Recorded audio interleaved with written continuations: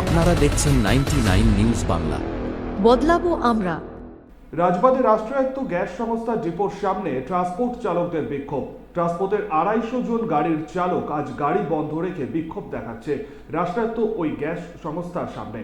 চালকদের দাবি, দীর্ঘদিন ধরে তাদের যে মজুরি সেটি খুবই কম। সংস্থাকে বারংবার জানানো সত্ত্বেও তাদের ন্যায্য মজুরি দেওয়া হচ্ছে না। কারো 3,500 টাকা, আবার কারো 4,000 টাকা মাসিক বেতন। তাদেরকে কাজ করতে হয় 30 দিন।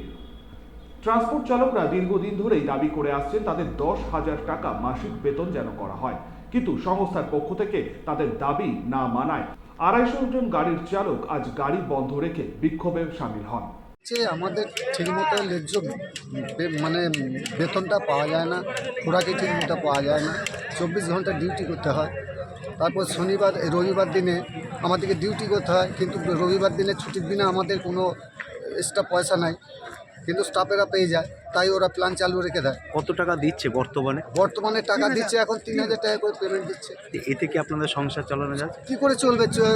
এর থেকে তো লোকে চুরি করতে যাওয়া ভালো। আপনারা তো জানিয়েছিলেন? অনেকবার জানানো হয়েছে, কোনো পাশে দাঁড়ায়নি আপনারা? না, পাশে দাঁড়ায়নি। আজকে কি বাধ্য হয়ে আন্দোলনে নেমেছে? হ্যাঁ, আজকে বাধ্য হয়ে আন্দোলন হয়েছে। গাড়ি কি সম্পূর্ণ বন্ধ? হ্যাঁ, সম্পূর্ণ গাড়ি বন্ধ, সব বন্ধ রেখেছে। হ্যাঁ।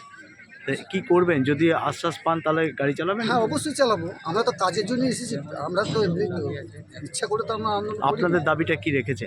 আমাদের দাবি ওই সামান্যতম হচ্ছে 10,000 টাকা মাইনে, খোরাকি 300 টাকা, হ্যাঁ 200 টাকা বক্স।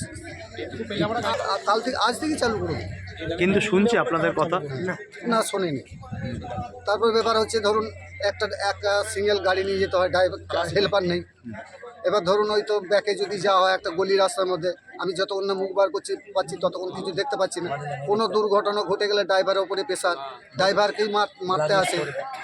তারপরে কিছু হলে প্ল্যান থেকে বলে ব্ল্যাক লিস্ট তুমি করেছো, মানে একটা জুলুম চলছে। আমাদের উপরে জুলুম চলছে।